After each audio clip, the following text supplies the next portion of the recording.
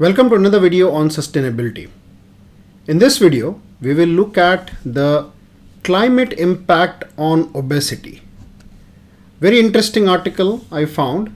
This was taken from the Times of India, dated 8th March 2023. The article says how obesity is becoming a growing burden for poorest countries. So let's proceed with the discussion. So the article says 12 years from now, 4 billion people, or more than half the world's population, will be overweight or obese, according to a recent report.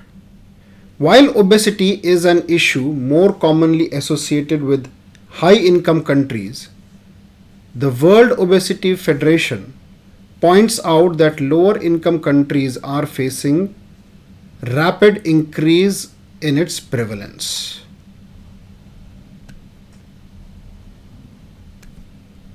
The economic and environmental cost of obesity aside, there is also the impact on the climate to contend with in the battle of the bulge. So very interesting topic, and we'll see how obesity is being caused because of the climate changes, and also at the same time we'll also see how obesity is negatively impacting the climate. So let's continue the discussion. So what climate change has to do with it? Rising temperature and rainfall due to climate change could lead to higher obesity rates by hampering physical activity, studies say. The impact of extreme weather on fruit and vegetable production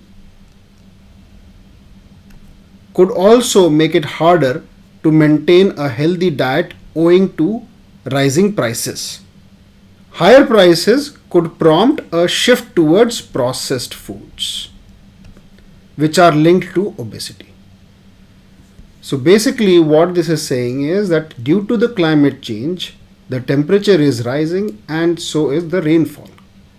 Now because of this high temperature and increased rainfall, people have a tendency to lead a sedentary life and sit in their homes rather than going outside for physical activity. That is causing increase in obesity. The other thing it is saying is that due to the extreme weather on fruit and vegetable production, the production is impacted negatively. Because it is being impacted negatively, the cost is increasing for fruits and vegetables. And because of that, people are shifting towards processed foods, which in turn leads to obesity.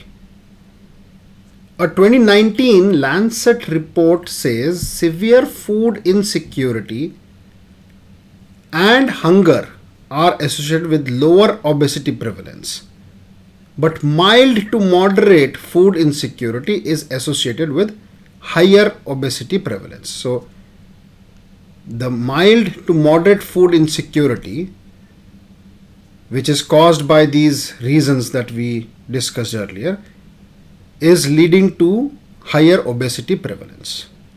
Another 2019 study says obesity is linked to about 20% greater greenhouse gas emissions compared with the normal weight state. So what this is saying is, it is comparing state where we have obese people versus normal weight people. If you have obese people as much as the population that we have today, it is contributing to 20% greater greenhouse gas emissions as compared to the state where we had normal weight people. The total impact of obesity may be extra emissions of about 700 megatons per year of CO2 equivalent, which is about 1.6% of worldwide greenhouse gas emissions. So basically this is saying the total impact of obesity is almost to the tune of 1.6% of the worldwide greenhouse gas emissions. Now let's further deep dive into this concept. Now there are mainly three contributors for these emissions because of obesity. Let's look at each of that. First is oxidative metabolism due to greater metabolic demands. So all human life depends on oxidative metabolism, from which the energy stored in the food like fat, protein, carbohydrates, alcohol is extracted during the oxidation of macronutrients and converted to ATP, and CO2 is produced as a byproduct. The CO2 production is higher in individuals with obesity compared with lean individuals due to their greater total daily energy expenditure. So basically from the food, energy needs to be extracted, and when that happens, CO2 is produced as a byproduct. And because obese people have a greater need for daily energy expenditure, they generate more CO2 than leaner people. Let's look at the second one. The second one is food production processes due to increased food intake. Now, energy requirements and subsequently food demand is expected to increase as a function of increasing body weight of obese people. This will likely lead to increased food production. Ultimately, this leads to more food and water being wasted and thus increased greenhouse gas burden on the environment.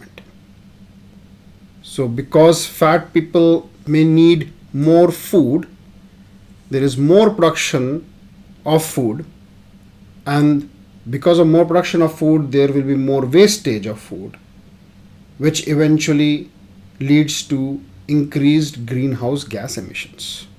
Now let's look at the third point. The third point is increased fuel use to transport the greater body weight due to obesity. So basically there is more fuel used, which is nothing but fossil fuels, for transporting people with higher body weight. Fossil fuel consumption by modern transport system and subsequently greenhouse gas emissions depends on many factors, including the energy efficiency of the engine, the type of fuel, the aerodynamic design of the vehicle or aircraft, and also the weight being moved. An increase in cargo weight increases fuel usage. Therefore, transporting heavier passengers is expected to raise greenhouse gas emissions.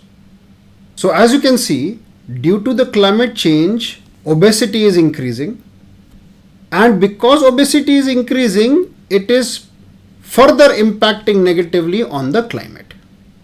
So reducing obesity may have considerable benefits for both public health and the environment.